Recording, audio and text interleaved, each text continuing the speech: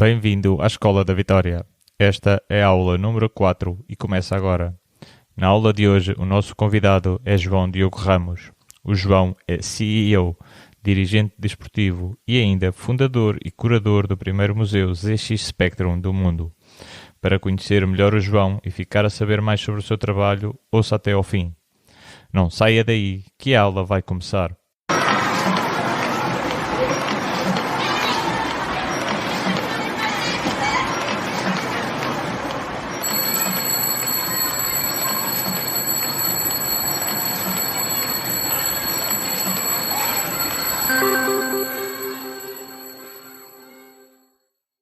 Antes de começar a aula de hoje, convido a seguir a Escola da Vitória e o nosso convidado através das redes sociais. Este programa está também disponível em podcast em várias plataformas. Na descrição podem encontrar estas informações e ainda os livros recomendados pelo nosso convidado. Ora, muito boa tarde, João. Bem-vindo à Escola da Vitória. Este é o nosso episódio número 4 e és o nosso convidado de hoje. João, conta-me um bocadinho sobre ti, sobre a tua vida, quem és, de onde vens e para onde vais. E por onde vais, não é? Olá, muito Exatamente. boa tarde Jorge, obrigado pelo convite. Eu sou natural de Cantanhede, uma cidade no distrito de Coimbra, nasci em 78, portanto tenho a linda idade de 44 anos, apesar de internamente um gajo acha que ainda tem 15 ou 16, mas pronto, mas cá fora Temos já todos. são 44.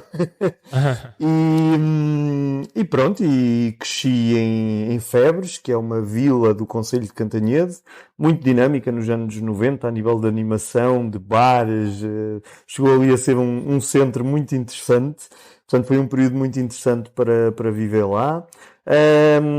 Formei-me depois em Engenharia Informática e trabalhei em alguns grupos tecnológicos. Pronto, o meu percurso, de alguma forma, desde muito cedo começou a ser direcionado para a tecnologia, e muito fruto do contexto em que cresci, muito para o empreendedorismo também, que é uma coisa que é uma palavra que a mim me diz muito e que merece muita atenção da minha parte. Muito bem. João, a tua educação, estavas a dizer, estudaste foi Engenharia Informática, certo?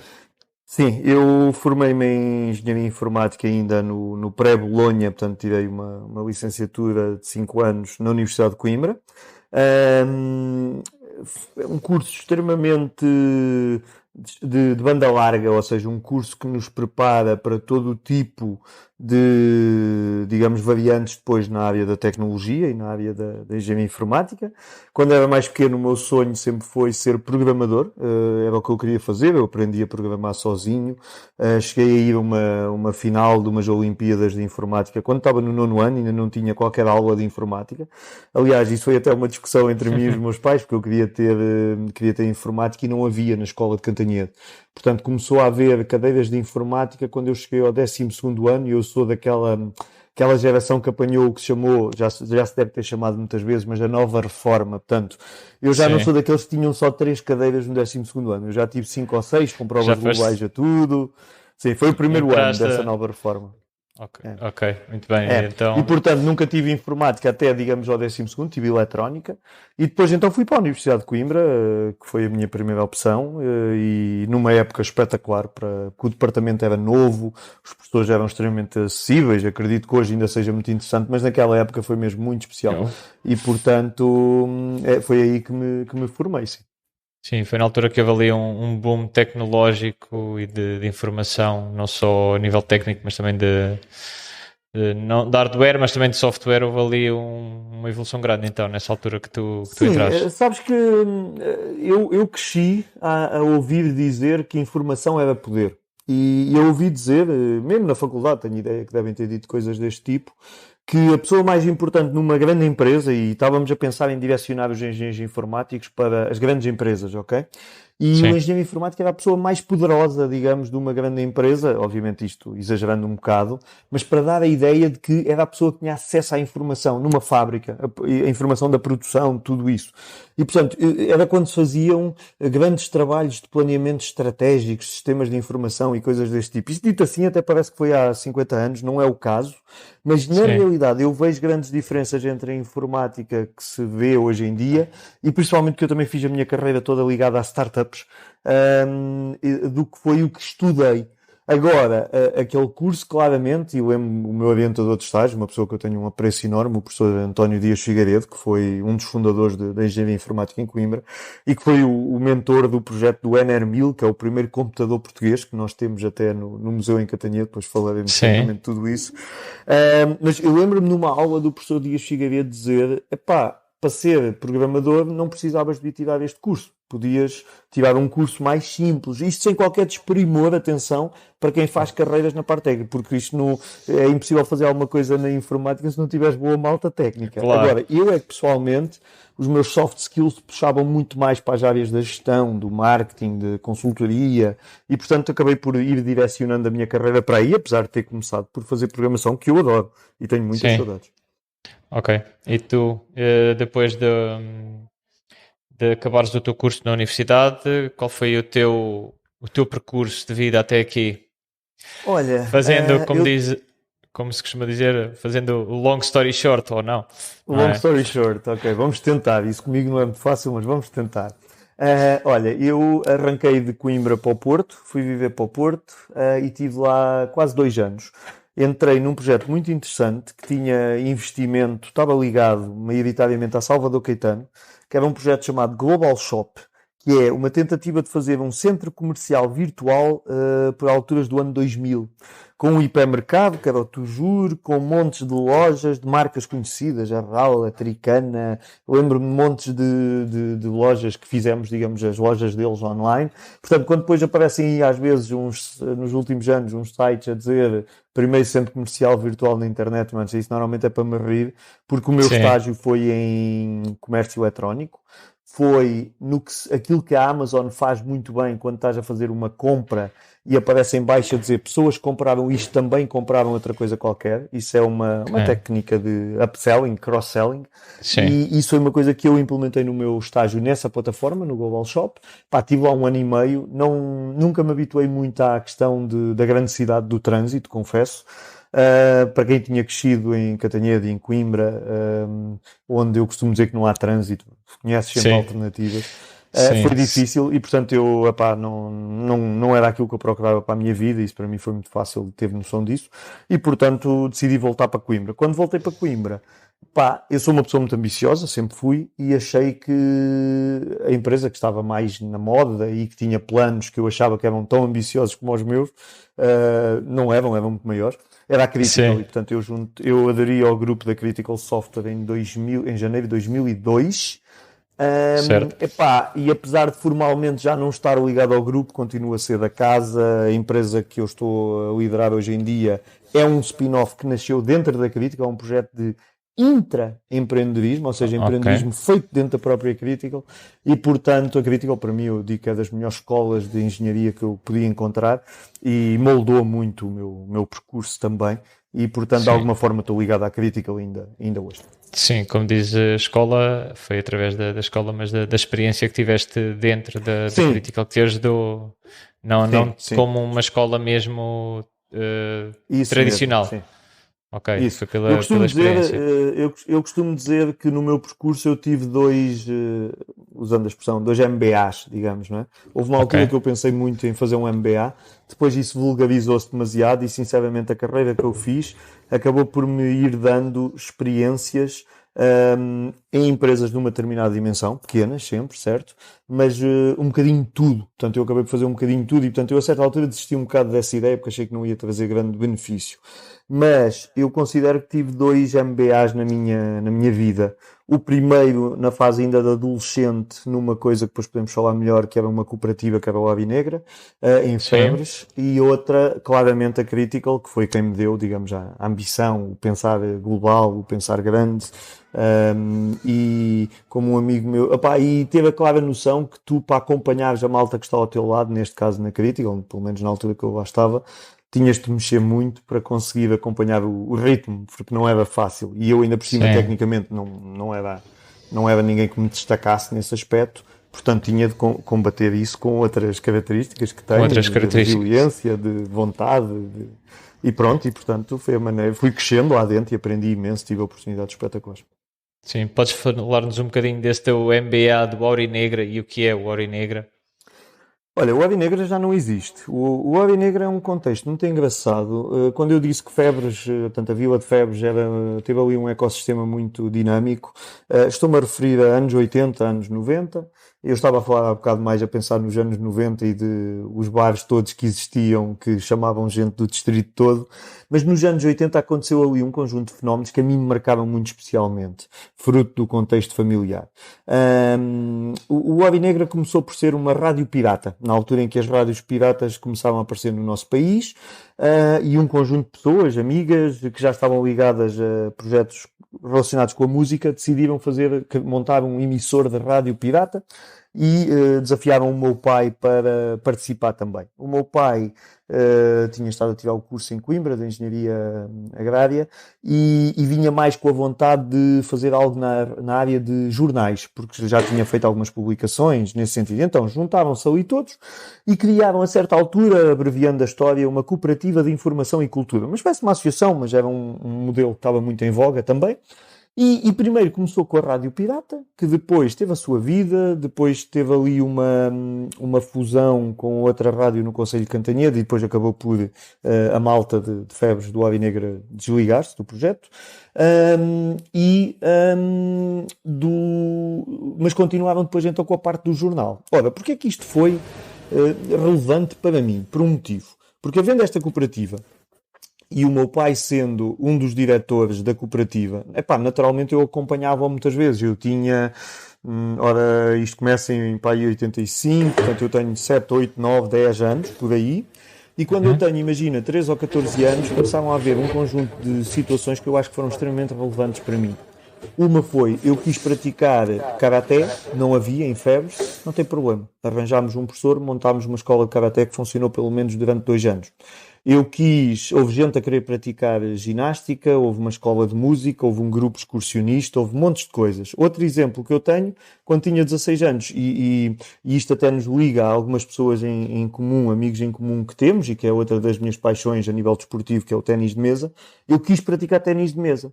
Então eu fundei a primeira equipa de ténis de mesa no Conselho de Cantanhede, isto em 90, provavelmente em 94. Como, mais uma vez, criando uma equipa no enquadramento desta cooperativa. Eu costumo brincar a dizer, é óbvio que por trás, se calhar era o meu pai que estava lá e que acabava por aguentar as coisas quando eu dizia que fazia e não fazia. Mas o que é certo é que isto, por exemplo, deu-me uma coisa no meu cérebro, uma sinapse aqui no meu cérebro que é muito forte, que é, não há, faz-se. Não há cá desculpas, faz-se. Não é, o facto de não haver não é problema. E, portanto, empreendedor ali, sempre. Isso mesmo. Desde muito novo. Depois eu, por natureza, também era uma pessoa que gostava muito de ir para casa de... Eu sempre admirei as pessoas que sabem fazer alguma coisa. Eu ia para casa do carpinteiro, ia para casa do serralheiro, ia para casa de toda a gente chatear-me imundo para fazer as minhas coisas. Começavam-me a deixar mexer nas máquinas, aprender, e tentar evitar que eu cortasse um dedo ou algo mais neira pior, que nunca aconteceu, felizmente. Mas isto para dizer o quê? Ou seja, esta história do conhecimento não atrapalha e é poder e não sei o quê, eu sempre senti isso muito claramente.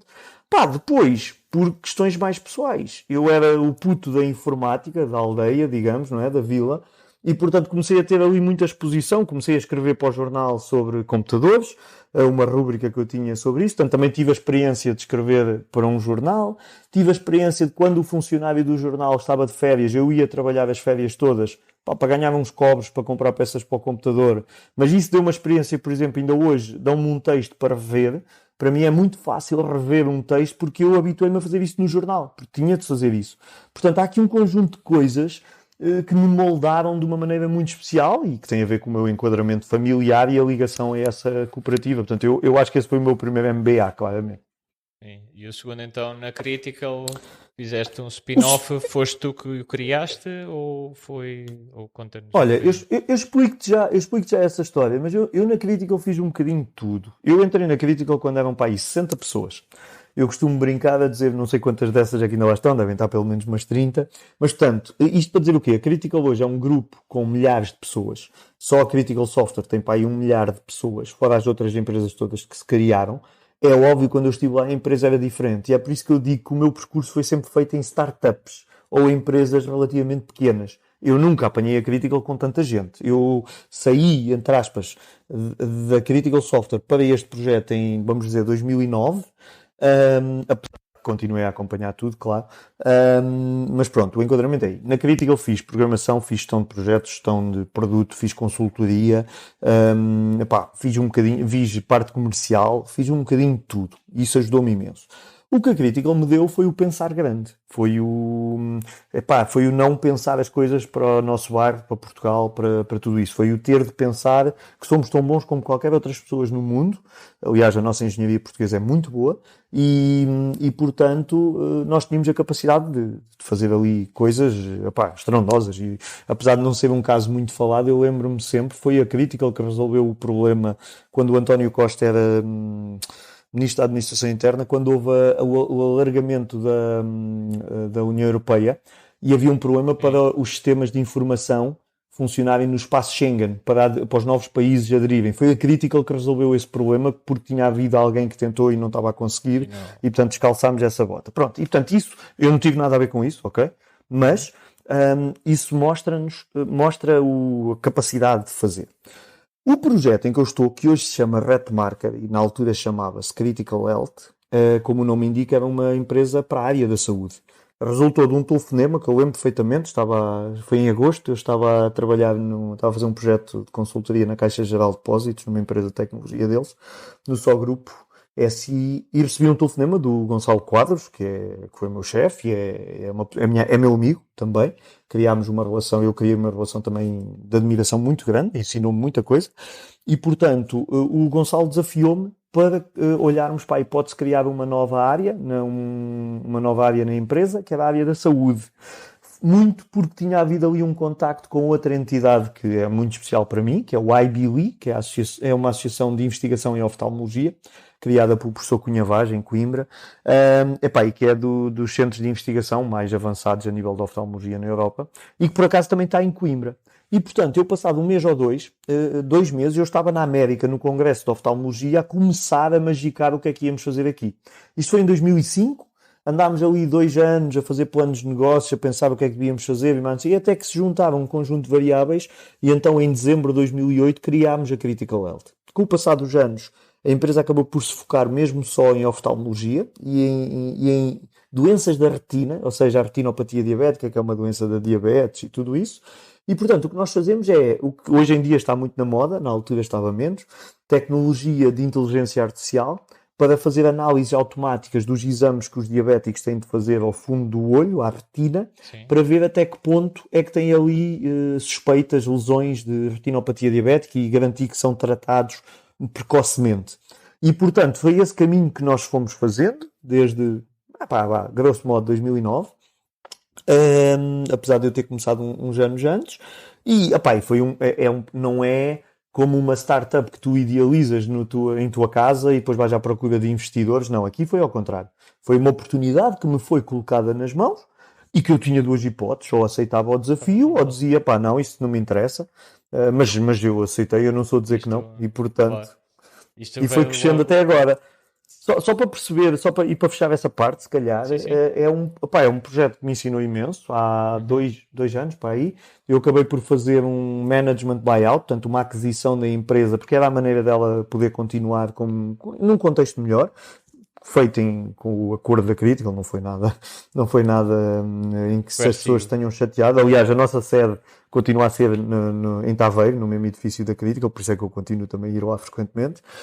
E depois, entretanto, consegui encontrar um investidor, um grupo italiano, focado na área da diabetes, que quis adquirir a maioria da empresa, e portanto agora esta empresa Redmarker pertence a um grupo italiano e está numa fase extremamente interessante de crescimento e de afirmação, e é um orgulho ver um projeto ter atingido este patamar. Demorou muitos anos, muito mais anos que o que nós pensaríamos, portanto o mais normal era termos parado pelo caminho, mas pronto, fomos teimosos ou resilientes. Resilientes, era tal resiliência que estavas a falar há pouco. Resiliente fica melhor, mas isto é teimosia pura, enquanto há uma réstia de esperança não desistir, e foi o que aconteceu ali, e felizmente correu bem, tenho muito orgulho, mas pronto, mas não foi fácil, claro. Não tem sido fácil e continua. E nada é, não é? Então na área do empreendedorismo, nada fácil mesmo. Isso. Muito bem, e já agora que falamos aqui empreendedorismo, falaste um bocadinho das tuas dificuldades. Achas que por estarmos no país que estamos, temos mais dificuldades em ser empreendedores, principalmente na área do desenvolvimento tecnológico? Portugal tem vantagens e desvantagens. Toda a gente fala sempre de Portugal como um bom testbed, um bom laboratório para testar tecnologia, porque temos um país que não é muito grande, temos pessoas que que gostam de tecnologia genericamente. Nós tínhamos aquele rácio de telemóveis por pessoa surreal há uns anos atrás, não é? Portanto, houve aí a febre em que toda a gente tinha 2 ou 3 telemóveis. Portanto, há um conjunto de coisas boas. O que é mau? Bem, na Europa toda já é mau o acesso ao capital. O acesso a capital, a venture capital e companhia, às vezes é frustrante, porque obviamente tu vês o que é a lógica que se vai vendo a acontecer, por exemplo, mais nos Estados Unidos, e é um campeonato em que é totalmente diferente, até muito difícil em Portugal esse tipo de coisas. Agora, as coisas têm melhorado. Já há alguns VCs em Portugal a atuar, há alguns casos de sucesso, já temos acho que 3 unicórnios, 3 empresas unicórnio em Portugal, algumas com ligação a Coimbra, como a Feedzai, que mantém a sede em Coimbra, que é de antigos professores meus e um colega meu de curso, até o CEO, o Nuno Sebastião, foi meu colega de turma até, e é de Cantanhede, curiosamente, é da Tocha. Mas o Paulo Marques e o Pedro Bizarro o Paulo Marques não foi meu professor, o Pedro Bizarro foi meu professor na faculdade, e portanto são pessoas por quem tenho carinho, mas há outros exemplos em Portugal, claro, e portanto tudo isto tem feito com que Portugal tenha crescido. O Web Summit, gosto ou não, mas não deixa de ser um evento marcante na área do empreendedorismo. Portanto, há dificuldades? Mas ser empreendedor é ultrapassar dificuldades. Claro que há uns que podem ter mais vontade do que outros. Claro que se calhar alguns, se forem apoiados, conseguem ultrapassar certas dificuldades que outros não conseguiriam. Mas pronto, no final do dia, ser empreendedor é lançar-se num barco ao mar e ir conquistar, ir descobrir o Brasil ou a Índia, ou quer que seja, brincando aqui com a parte, fazendo a analogia com os descobrimentos. Mas é um bocado isso, não teres rede, ser empreendedor muitas vezes não tem de ser. Apesar dos livros defenderem que sim, mas muitas vezes é tu lançares-te um bocado sem rede e olha, vamos conseguir de alguma maneira. É um bocado isso. Muito bem. E agora, a nível pessoal, sei que tinhas alguns projetos, como por exemplo, estive a pesquisar um bocadinho, tiveste o Collector's Bridge. Podes dizer de onde é que veio e o que é que levou?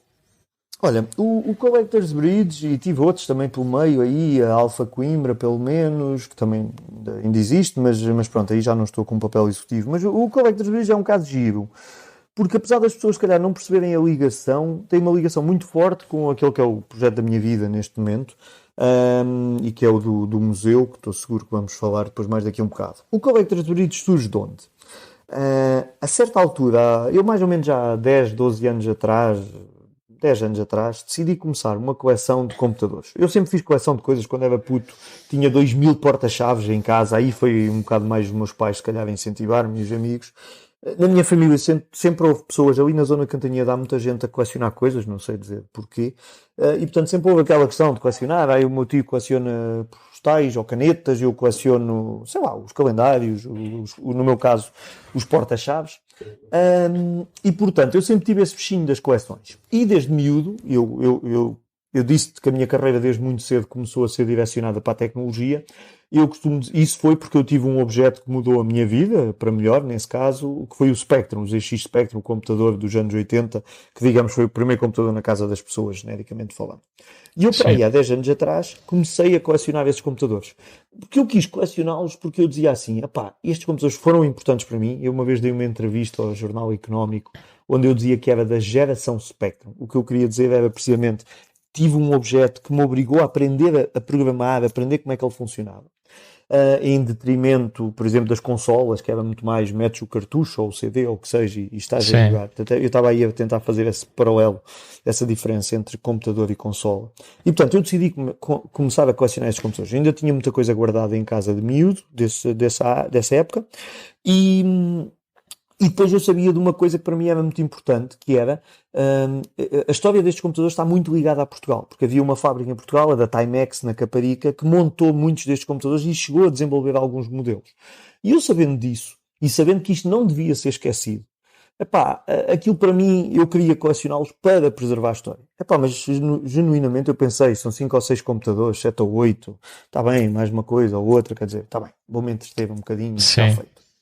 um hobby. Acontece, isso mesmo, quando comecei a ver isto, comecei a pensar, epá, mas depois comecei a fazer brincadeiras, a publicar fotos no Facebook dos computadores. E eu via, epá, até malta que não era propriamente minha amiga, mas que não conseguia ficar quieta e reagia. Epá, eu tive isto, eu tive aquilo, eu lembro-me disto, e lembras-te de fazermos aquilo outro. Epá, e eu percebi, há aqui uma emoção associada a estes objetos muito especial. Então eu tive uma ideia, que foi, epá, eu não quero misturar as fotos dos computadores com as fotos das minhas férias no Facebook. Eu não quero ter isso misturado. Portanto, era interessante haver aqui uma espécie de uma plataforma. Na altura o Pinterest estava a aparecer com força, Sim, mas havia outras coisas. E eu pensei, era giro haver uma plataforma para isto. Então, tive aqui uma ideia e achei que havia um potencial para fazer uma plataforma para isso. E fiz o que em mim é mais ou menos natural. Eu não acredito nada, e apesar disso fazer muitas vezes no empreendedorismo, eu para esse peditório não, não não é dás. onde eu me encaixo mais, que é, eu não acredito muito em juntar pessoas assim um bocado ad hoc, porque claro que é bom haver pessoas com competências diferentes, epá, mas Sim, eu não é assim que faço as minhas equipas. Eu, quando identifico uma necessidade, digo quem é a melhor pessoa que eu conheço à minha volta de marketing, ou de, sei lá, desenvolvimento numa tecnologia qualquer. Epá, e desafio-a. Então o que eu fiz foi, falei com 3 amigos que tinham as competências que eu achava que era preciso para montar um projeto para fazer uma plataforma, sem ser o Facebook, mas muito inspirada no Facebook, para colecionadores. E essa equipa foi o Collectors Bridge. Para financiarmos isso, precisávamos de dinheiro. Então fizemos uma coisa, ok. pá, estou a ser o mais transparente possível. Olhámos para os concursos que havia de empreendedorismo, e aqui a dificuldade de Portugal, porque não havia muitos, e fomos ver quem é que dá dinheiro. O que eu quero é dinheiro, não é consultoria, não é horas de formação, não é ir Não para é? uma incubadora. O que eu quero mesmo é dinheiro. Ok? E havia um concurso ligado à Universidade de Coimbra, que tinha um prémio interessante, 20 ou 25 mil euros, que era o Arrisca-C. E nós concorremos ao Arrisca-C e ganhámos o primeiro O prémio de prémio. melhor plano de negócios, na categoria de melhor plano de negócios. Epá, e foi uma experiência para mim espetacular. Nós tivemos de defender aquilo, fizemos uma apresentação que correu muito bem. Eu escrevi um Uhum. paper sobre essa apresentação com as 9 dicas de como fazer a apresentação de um projeto. Portanto, para quem quiser, isso ainda está no meu LinkedIn, por exemplo. Quem quiser Uhum. ir ver, tem lá tudo o que eu tinha aprendido na faculdade muitos anos antes, eu experimentei. Sim, Eu tive a ensaiar apresentações em frente a um espelho em casa. Eu tive a ensaiar apresentações em frente à minha esposa. Eu fiz tudo o que me lembrava que podia surpreender o júri. E aquilo correu tudo muito bem, na realidade. sim, Pronto, conseguimos o dinheiro, contratámos uma empresa, desenvolvemos a plataforma, contratámos uma pessoa para trabalhar a tempo inteiro, ainda chegámos a ter uma segunda pessoa. Aquilo existiu durante 2 anos. A plataforma não teve a tração que nós queríamos a nível de números de utilizadores e a certa altura eu tinha 2 gastos. Era o contabilista e o servidor da plataforma. Ora, sim, se eu acabasse com a empresa, ficava assim o custo do contabilista. Então fechámos a empresa, pagámos as contas todas, naturalmente, sim. fechámos a empresa, aquilo continuou e este ano finalmente desligámos o servidor porque eu já não tinha utilidade para ele. E durante muito tempo manteve-se que havia Sim. 3 ou 4 amigos meus que usavam e eu precisava dele para a minha coleção de computadores porque eu já não podia comprar nada sem ir lá ver se tinha ou não tinha porque eu já não conseguia gerir. E Já era o portanto a teu história inventário. e então o Collectors Bridge de alguma forma derivou no projeto do Museu do Spectrum, apesar de não ser só isso, era diferente, mas de alguma forma Sim. foi lá parar. Ok. E então fala-nos do museu, do Spectrum, que é a menina dos teus olhos. Olha, o museu, sei lá, há tanto, isso dá para estar aqui horas e horas, portanto vamos tentar evitar isso. Senão as pessoas fartam-se. O museu nasce, oficialmente o museu acaba por começar de alguma maneira e a parceria com a Câmara de Cantanhede começa em abril de 2019. Eu já lá vou. Mas antes disso houve 2 ou 3 momentos muito importantes. Um deles foi, eu a certa altura, atenção, eu nunca fiz a coleção nem nada disso a pensar, eu um dia vou ter um museu. Não, não foi. Mas tomei algumas decisões ao longo dos anos que eu não consigo explicar muito bem, mas que davam a entender que isto ia lá parar. Uma delas foi, por exemplo, eu vi uma vez um hotel em Beja a vender todos os televisores antigos, daqueles quadradões, os CRTs, não é? Sim. Aqueles televisores antigos, estavam a vender montes de televisores. Pá, e eu telefonei, negociei o preço, pedi ao meu pai, estava no Algarve, ele ia para cima, e pedi ao meu pai para passar lá e quantos televisores que houvessem na carrinha para os levar. E o meu pai levou, acho que 16 Sim. televisores ou qualquer coisa. Todos iguais. Porquê? Porque eu sei que a questão estética é muito importante quando fazes qualquer coisa. Eu aí não tenho jeito nenhum para design, mas Manter aí o padrão. bebo muito digamos, da cartilha de uma Apple e da Sinclair, que era a empresa do Spectrum, que também tinha uma imagem muito forte, baseada na cor preta, mas muito forte. E então, comprei esses televisores e foram para o sótão dos meus pais a pensar, um dia vou precisar disto. Depois, houve outra coisa, eu fui convidado para um museu de Lisboa, é um museu, eu troco sempre o nome, peço desculpa, um museu de Ciência e História Natural, o nome é assim parecido, que me convidavam para fazer o aniversário, para aí o 34º aniversário, portanto isto foi 2022, foi o 40, portanto 6 anos, 2016 para aí, ou 17, convidavam para fazer um aniversário do Spectrum e fazer lá uma exposição. E alguém disse, opá, um gajo em Coimbra que é fanático aí pelos computadores, falem com ele que ele organiza-vos isso. Fizemos uma tertúlia, fizemos uma exposição. Pá, eu gostei muito da sensação de ter os objetos expostos, estás a ver? Das pessoas irem lá e verem, perguntarem, interessarem-se. E há uma coisa que para mim não tem valor, que é o sorriso de um pai que vai com o filho ou de um avô que vai com o neto e vem os objetos, pá, que tudo bem, gastaste dinheiro neles, gastaste o teu tempo e a tua dedicação, pá, mas tu vês aquilo a contribuir para a alegria das outras pessoas. Isso para mim vale muito mais do que dizer que tens e está guardadinho para não se estragar. Pá, claro que há objetos e objetos, consoante o grau de raridade, mas isso para mim é muito importante. E portanto, avançando, na prática houve estes momentos. Epá, e depois há uma coisa que eu costumo dizer meio a sério, meio a brincar, mas que eu acho que é muita verdade, que foi, eu fiz uma casa nova em Cantanhede, eu voltei para Cantanhede, tinha andado uns anos a viver fora, no Porto, depois em Coimbra, depois em Anadia, depois em Coimbra, e depois decidi voltar a Cantanhede, fiz uma casa e guardei uma divisão pequena, um quarto pequeno, com um armário enorme, um roupeiro cheio de prateleiras para os computadores. E sempre que um amigo meu ia à casa e eu mostrava a casa, epá, perdiam-se ali umas horas a verem os computadores, todos contentes, animados, não sei o quê. E eu dava por mim a pensar, num quartozinho só, e eu assim, epá, isto merecia mais. E houve um dia, eu lembro-me que eu tinha uma prateleira, depois eu tinha aquilo organizado por países, mas eu tinha uma prateleira com os computadores espanhóis. Pá, e a certa altura eu dou por mim a ter de ir buscar um computador ao fundo da prateleira, tipo já lá estavam 7 ou 8 computadores espanhóis, de Spectrum. Sim. E eu, pá, isto não pode ser.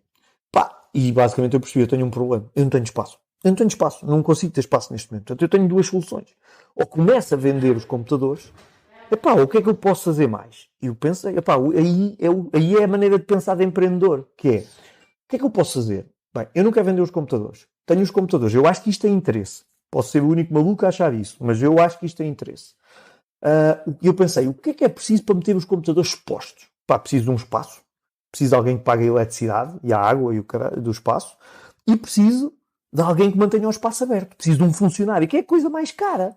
Que é pagar um funcionário para estar a manter isto. Eu não estou reformado, a minha vida não é esta, portanto eu não posso largar tudo e ir para lá. E portanto, o que eu pensei foi, quem é que pode beneficiar com uma coisa destas? E pensei, pá, uma câmara. E então, para mim, imediatamente tornou-se uma autarquia, tornou-se óbvio o seguinte, fosse Coimbra, onde eu trabalho e estudei, fosse Cantanhede, onde eu nasci e vivo, eram as minhas opções básicas. Pá, na altura eu não tinha nenhum contacto e era-me difícil fazer o que quer que fosse com a Câmara de Coimbra, portanto nem tentei, sinceramente. Ainda tentei com a Universidade falar com eles, ao mesmo tempo que falei com a Câmara de Cantanhede. Pá, mas a Câmara de Cantanhede mexeu-se mais rápido, ficaram extremamente interessados, curiosos, e então, para aí, no início, em fevereiro de 2019, temos uma reunião, e eu saí de lá e falámos, ok, vamos fazer alguma coisa primeiro para experimentar, para ver se as pessoas reagem bem. E eu saí de lá e eu estava em casa, passado uns dias a pensar, e eu, pera lá, abril, o Spectrum faz anos. O Spectrum faz anos, epá, não é cedo nem é tarde. Vou organizar uma palestra, uma tertúlia, com 3 ou 4 oradores de relevo na tecnologia em Portugal. Vou convidar. Depois eu aí tenho uma vantagem, que é, por causa da carreira que fui fazendo, por causa de ter muito cuidado com o LinkedIn, desde muito cedo comecei a ter, pá, eu tenho uma rede de contactos boa. O facto de ser CEO de uma empresa tecnológica também me abre algumas portas, não vou dizer que não. E, portanto, tudo isso fez com que eu conseguisse chegar às pessoas. Então, desafiei, levei um dos fundadores da Crítica, levei o professor Dias Figueiredo, levei um amigo meu para a parte dos jogos, o André Leão, que também é fundador de um projeto muito relevante na área do Spectrum, que é o Planeta Sinclair, um blog que é dos mais vistos no mundo, e portanto, fizemos isso, e ao mesmo tempo desafiei a Câmara e disse, vamos montar uma exposição e vamos abrir isto no dia de aniversário do Spectrum. Dito e feito. Pá, nos meses que seguiram, foi antes da pandemia, nos 5 meses que seguiram, tivemos milhares de visitantes em Catanhedo. Eu meti 200 pessoas em Catanhedo na abertura, ninguém me conhecia, enquanto, não é como agora, que toda a gente sabe de alguma maneira, já apareceu em tudo o que é meios de comunicação, o museu. É um museu. Agora Claro. é diferente. Pronto, e eu agora também já não sou o colecionador, agora sou o curador do museu. Isso abriu muitas portas. Mas no início, conheciam os meus amigos de infância, que sabiam que eu gostava de Spectrum, conheciam, pronto, as pessoas do meio dos colecionadores, mas que é um meio mais fechado. Mas o que é certo é que vieram quase 200 pessoas a Cantanhede. Pá, eu tive uma pessoa do Porto, um advogado, que ouviu a notícia na TSF de manhã, foi à casa da mãe, pegou no computador dele de infância, meteu-o no carro, veio a Cantanhede e veio-me oferecer o computador. Nunca mais me esqueci desse gesto. Daquelas coisas que marcam. Sim. Estás a ver? Eu não conhecia lá nenhum. E foi o primeiro de muitos. Hoje já tenho dezenas de computadores que já nos doaram. Mas foi o primeiro de muitos. E, portanto, esse foi o embrião. Agora, isso era um acordo com o município para uns meses, para uma coisa temporária. Pá, quando estávamos a chegar ao final do ano, eu tinha de decidir o que fazer, porque eu não podia voltar a pegar nos computadores e levá-los para casa. Até porque, entretanto, já tinha comprado mais, porque, obviamente, depois isto entusiasma. E a gente depois quer mostrar mais, quer contar a história. Eu depois comecei a ir, já não só os computadores, mas as calculadoras todas feitas pelo Clive Sinclair, que foi o fundador dos computadores, os sistemas de som. Ele fez também multímetros e osciloscópios, fez veículos elétricos, ou seja, nós temos tudo. O museu chama-se Museu do Spectrum, porque o Spectrum acaba por ser um símbolo de uma geração. Mas é também o museu de todas as criações do Clive Sinclair, de todas as criações dos funcionários que passaram pela Sinclair, e de todas as criações da Timex, que foi aquela empresa que a partir de Portugal teve um papel tão chave nisto. E depois podemos falar um bocadinho sobre isso se quiseres, mas portanto, então, quando eu voltei a falar com a Câmara, aí apercebi-me de uma coisa importante, e aí entra, digamos, a mentalidade, se calhar um bocado da crítica, o que foi. Eu apercebi-me que não havia no mundo nenhum museu dedicado ao Spectrum. E então eu percebi, isto é um nicho, mas é um nicho muito interessante. Tanto que eu digo várias vezes, este museu nunca será um museu de tecnologia genericamente, porque se formos, não somos ninguém. Há museus com muito mais capacidade de investir, com muito mais trabalho já feito, com um espólio muito maior. Nós não queremos ir para esse campeonato. Agora, no campeonato do Spectrum, e de tudo o que está à volta dele e das coisas do Sinclair, sim, claramente, essa é a nossa praia. São número 1. Neste momento somos os únicos no mundo realmente dedicados a isso. Podem aparecer outros, claro, não está em causa. Mas, por exemplo, a parte da Timex Portugal é um espólio que nós já...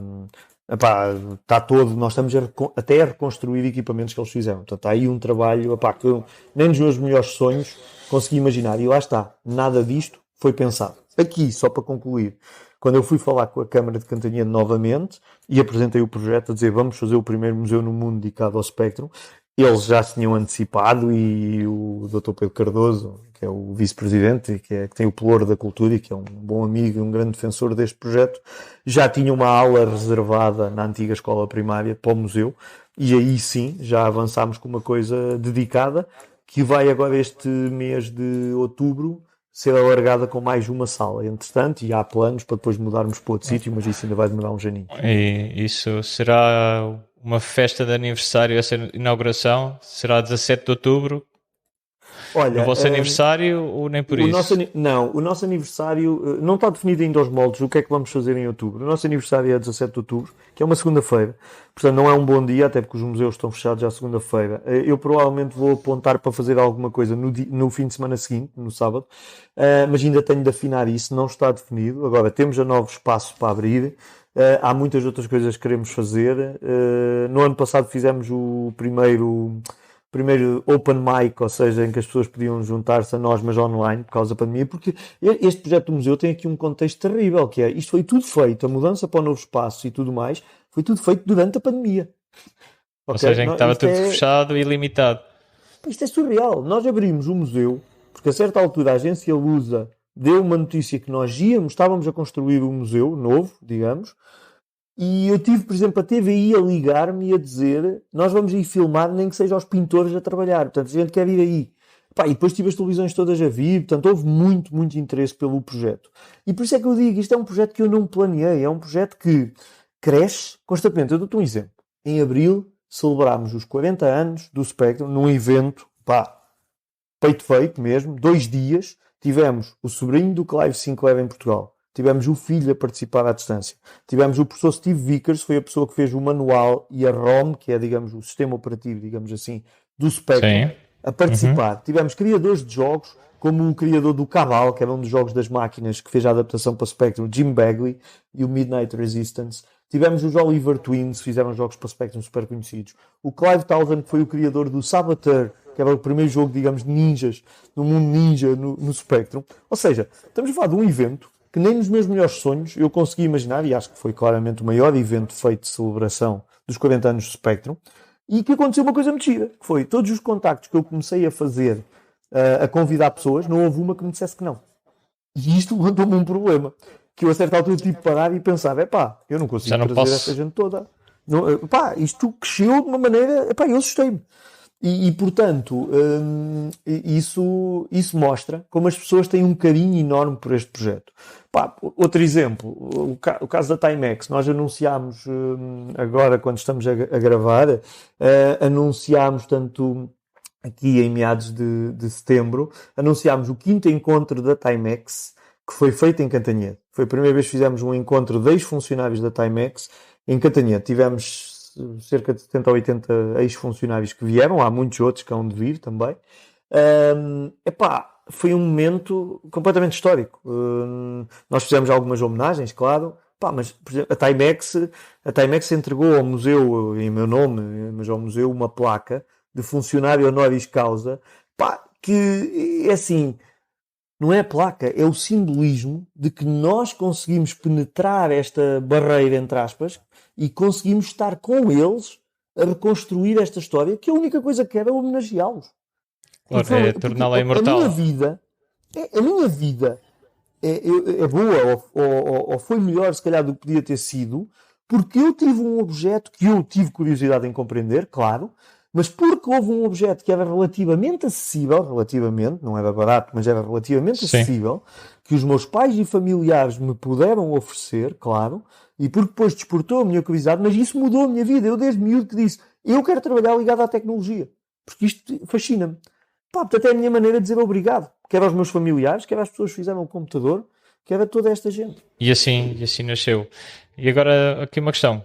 Para quem quiser visitar o museu, onde é e o que é preciso para entrar no museu? É pago, não é? Muito bem. Olha, o museu fica no centro da cidade de Cantanhede, na antiga escola primária Conde Ferreira. O melhor é ir ao nosso site, que é www.loadzx.com. Tem toda a informação. O museu está aberto de terça a sábado, das 10 às 18, para a hora de almoço só. Excepto feriados, portanto domingos, segundas e feriados não. É gratuito. A visita é feita com o telemóvel ou um tablet que está lá e portanto tem vídeos gravados em todas as zonas, tem cerca de 200 códigos QR com informação para quem quiser saber mais, todos os objetos expostos. Portanto, tem mais informação que o que as pessoas conseguem consumir numa visita normal.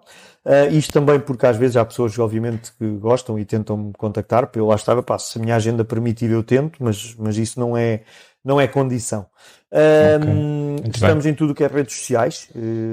Estamos muito ativos também no YouTube. Tentamos lançar vídeos, tudo o que vai acontecendo no museu. Mas Facebook, Twitter, Instagram, LinkedIn também é muito importante para nós. Portanto, tem toda a informação online. Sim, depois eu irei colocar na descrição deste episódio, eu vou colocar os links, tanto do museu e talvez também do João, se assim o quiseres. À vontade, sim. Sim. Ok. João, damos agora aqui um bocadinho para outras partes. 5 hábitos do teu dia-a-dia, os teus rituais, que te tornam nesse hábitos do dia-a-dia, ou rituais que tu tenhas, que te tornem naquilo que és, como já vi, um empreendedor cheio de força e que nunca diz não. Olha, eu sou uma pessoa de rotinas. Mudo-as muitas vezes, mas sou uma pessoa que tenta ter rotinas para me organizar, mas é uma batalha constante comigo mesmo. Uh, houve uma altura, lembro perfeitamente que, principalmente nas férias, tentava praticar um bocadinho de meditação e mais não sei o quê, e até gostava e sentia muito bem, pá, mas depois nunca conseguia no dia a dia incorporar esses hábitos, porque há sempre uma desculpa, porque a gente levanta-se, porque levanta-se tarde, pá, há sempre uma desculpa. Então, um hábito mais para a parte mental, no meu caso, mas isto aqui não são fórmulas mágicas, há um livro que em certo momento nos toca, há uma atividade que nos pode tocar. Olha, no meu caso, um bocado por acidente, um sobrinho meu foi praticar uma arte marcial, concretamente uma coisa chamada Pacua, que tem 8 mutações, 8 disciplinas, e uma delas é a Tai Chi. Pá, e eu pratiquei artes marciais em miúdo, como te disse há bocado, da história do Karaté, durante 2 ou 3 anos. Depois tinha praticado Taekwondo uns meses só para experimentar, e já não estava ligado a nada disso, mas sempre gostei muito da parte mais psicológica e mental das artes marciais. E, epá, mas o corpo com 40 e tal anos, a gente se aleijar já não recupera da mesma forma. Então eu sabia perfeitamente que o que não estava à procura era de um desporto de combate, claramente. Ou de contacto. Ou de contacto, sim, é mais isso, sim. Então, eu que desde miúdo sempre gozei, eu era fã de filmes de artes marciais e companhia, eu sempre gozei com o Tai Chi, no sentido, epá, que rei, coisa é esta, estupidez, que é isto. Epá, honestamente, digo isto sem vergonha, mas ao mesmo tempo a gozar comigo mesmo, que acho absurdo esse tipo de atitude. Mas o que é certo é que eu tinha essa atitude. E quando o David, o meu sobrinho, vai para a arte marcial, eu dou por mim a pensar, espera lá, Tai Chi, isto é meditação em movimento. Isto é capaz de ser uma coisa muito interessante para mim e de me fazer muito bem. Pá, depois encontrei uma pessoa, o mestre Armindo Vassalo, que tem um conhecimento, uma bagagem enorme de várias coisas, e isso foi o que eu... Pá, brincando, aquele, para quem é da geração de 80, não é?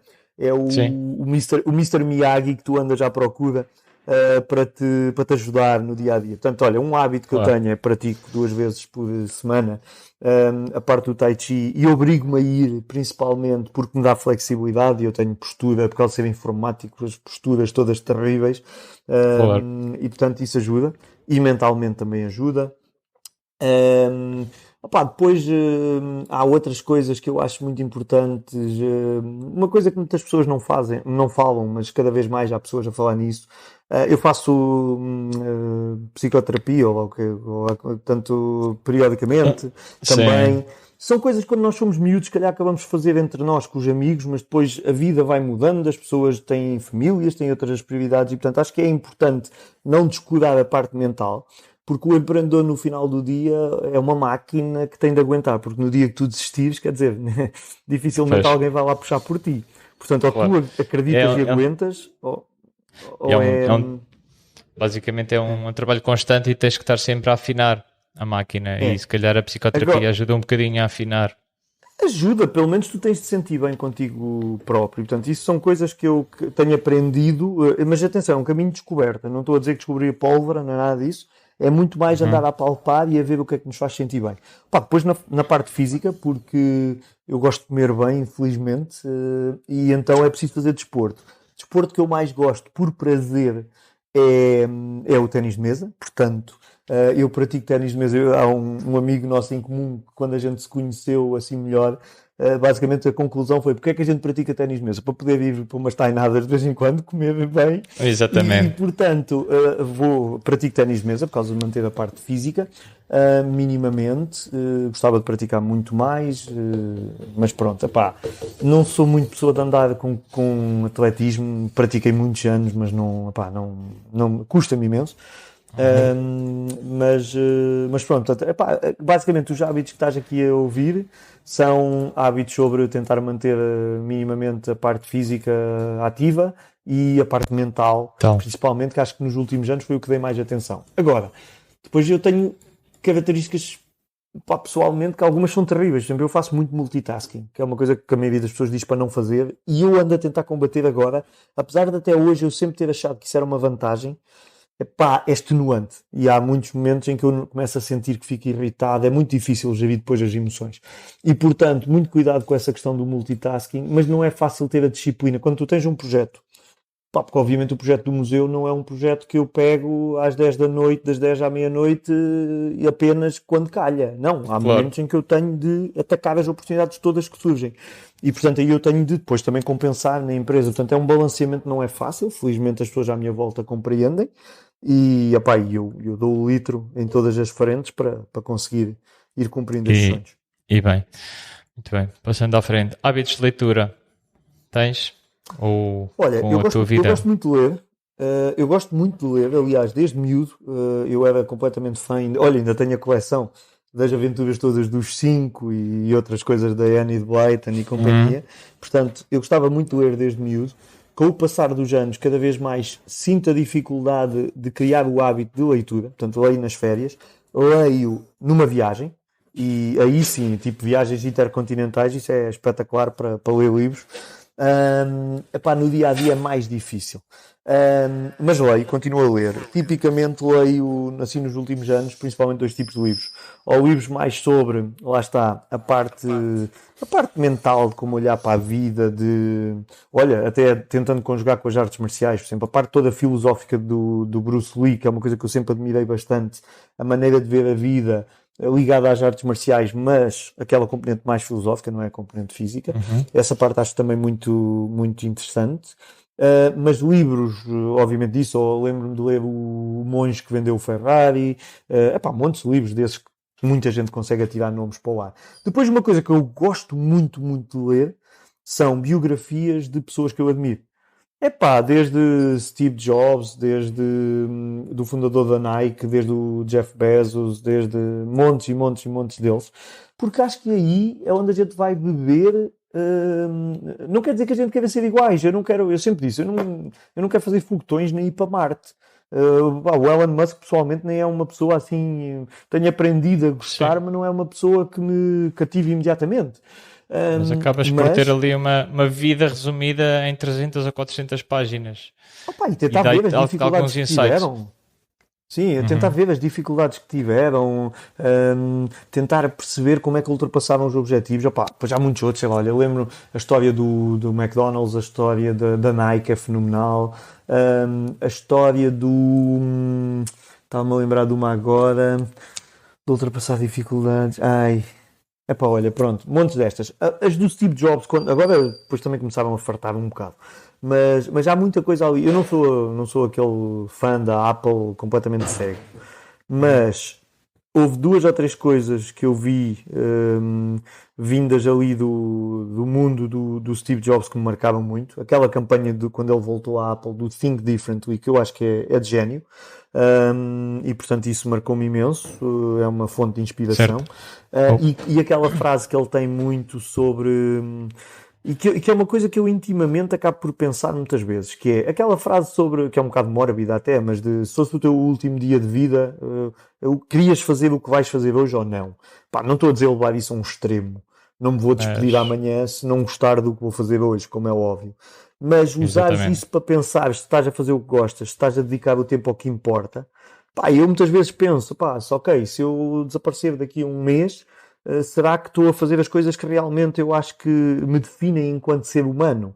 E que no final do dia assentam em valores muito simples que os meus pais me ensinaram, de civismo, de ser boa pessoa, de pá, no final do dia é isso que eu quero. Houve uma altura da Uhum. minha vida que eu dizia, não, vou trabalhar para os Estados Unidos, vou para a Apple, vou para a Google, vou para o Facebook, vou para qualquer empresa que eu queira. E eu acreditava nisso piamente, pá, mas depois percebi, não é isso que eu quero. Eu quero Claro. estar neste meio onde cresci, é aqui que eu me sinto bem, e portanto isso para mim Ao sempre foi pé dos muito bom. teus e dos teus pares. Muito bem. Sim. Ok. Fazer aqui umas perguntas, que é 2 mais 2 mais 2. Dois livros Ok. que recomendes. Ui, opa, sabes que eu tenho muita dificuldade em escolher dois livros, apenas. Portanto, porque estou sempre a ler muitos portanto, olha, vou aqui usar assim uma resposta um bocado mais esotérica, mas eu Sim. diria o último e o próximo.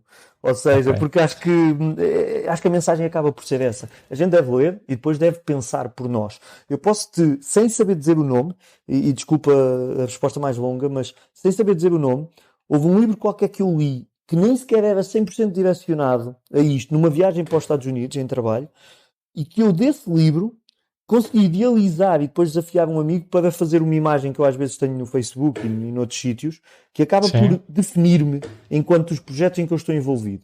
Essa imagem, em certos momentos da minha vida, foi essencial, porque eu começava a ter tanta solicitação e eu não conseguia dizer que não. Eu não sabia o que é que devia dizer que não e dizer que sim. O que é que eu me foco? Então, quando eu consegui fazer essa imagem, tornou-se imediatamente óbvio porque é que eu trabalho na empresa que trabalho, porque é que eu fiz o projeto do museu, porque é que eu pratico ténis de mesa, porque é que eu não sei o quê, e tudo o resto eu já podia dizer que não.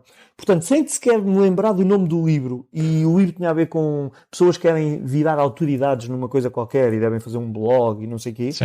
eu interpretei-o à minha maneira e saí dessa viagem dos Estados Unidos com uma ideia de fazer uma coisa que me deu um jeitão a nível pessoal e que eu costumo dar o exemplo e dizer assim, eu com esta imagem saco uma entrevista de emprego onde eu quiser. Epá, e a malta mais nova que acredite. Porque essa criatividade, essa maneira de pensar fora da caixa, pá, se for bem aplicada, é isso que muitas vezes depois o empregador mais quer. Quer pessoas que resolvam problemas. E portanto, desculpa a resposta mais longa, mas tanto os livros, Ok. epá, o Não, anterior não. e o próximo, e não vou estar a escolher. Muito bem, muito bem. 2 hábitos que recomendes. Eu acabei por já te os dizer, mas portanto, eu acho que é assim, a gente muitas vezes pode usar a desculpa de que não tem tempo, mas opá, não pode servir de desculpa. Eu sou uma pessoa muito emocional, torno-me facilmente irascível se andar cansado, portanto, não descurar nunca o físico e a mente. Epá, não descurar. Se é yoga para um, se é meditação para o outro, se é tai chi, se é psicoterapia, se é ir ver o mar, perceber dos passarinhos na natureza, não interessa, mas não descurar nunca estas duas componentes, porque no final do dia é isso que nos mantém a capacidade de nos abstrairmos e percebermos o que é que está a acontecer e se calhar pensar nos problemas que surgem noutra perspectiva.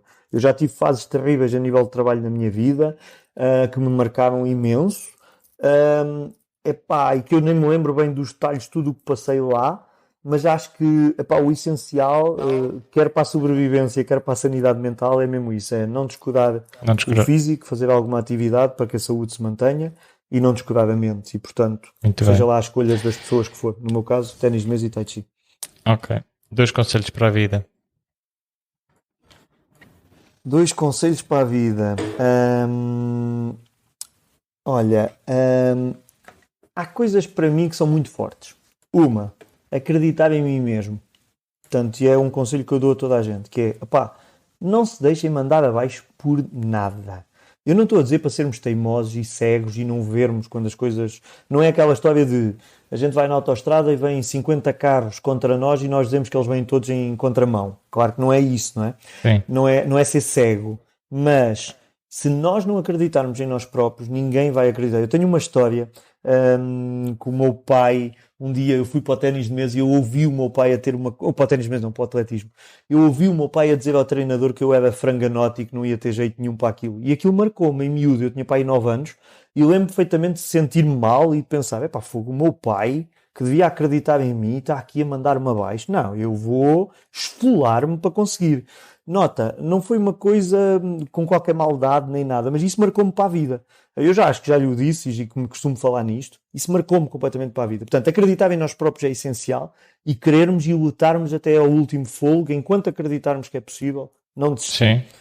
Pá, depois, o ser ambicioso e o... Eu já há bocado usei aqui uma expressão do Karate Kid até, isto a malta dos anos 80 via Sim. filmes a mais, mas há uma expressão numa das músicas do filme que eu gosto muito, que é o try and you'll succeed. Ou seja, pá, tenta, não tens nada a perder. Pá, e às vezes vais ver que tens sucesso. Alguma vez eu consegui imaginar o que fiz com o museu? Nunca, nunca. E o que eu ainda vou fazer, que nem consigo idealizar. Portanto, os conselhos acabam por ser esses. Agora, É um bocadinho aquilo que eu também, falando um pouco de mim, também estou a fazer sim. com este podcast, que é o Try and You Will Succeed. Falta a segunda parte, mas se não tentar, também não Mas a conseguiria. segunda parte vem, e mesmo que não seja o sucesso como tu estás a pensar avaliá-lo hoje, pode ser o sucesso pela quantidade de entrevistados e amigos que crias, que em algum momento da tua vida, num próximo projeto, vais acabar por envolver noutra coisa qualquer e vais ver a volta que isto dá. Pá, é surreal. Agora, no final do dia, há uma coisa que é muito importante e lá está, aí entra aquilo que eu dizia até da mensagem do Steve Jobs, do último dia de vida e não sei o quê, que é, pá, no final do dia a gente tem de se sentir bem com nós próprios. E eu, em caso de Isso. dúvida e quando estou mais aflito com qualquer problema, eu acho que no final do dia o que eu penso é epá, o que é que eu quero ser? Como é que eu quero que as pessoas interajam comigo? É como um sacana que quer atingir os seus objetivos acima de tudo, ou é como um gajo que é na realidade ambicioso, mas que no final do dia tem de haver aqui certos valores. Pá, obviamente cometo os meus erros, como toda a gente, descuido o tempo para a família que não devia, eu sei disso, e só posso é pedir desculpa, mas por outro lado, pronto, é esta força que me move e que me define. Mas portanto, epá, muito cuidado com isto, Muito quem é bem. que nós somos internamente. Ok. João, muito obrigado. Foi um Estamos a prazer, chegar obrigado ao eu. fim. Espero encontrar-te presencialmente uma vez, quem sabe no museu, numa visita ao museu, e quem sabe poderemos ter uma nova conversa Vamos a no teu isso. museu. Ok? Muito Pronto. bem, são João, muito muito bem-vindos obrigado todos. por tudo. Está bem? E até uma próxima. Obrigado, até uma próxima. Até uma próxima.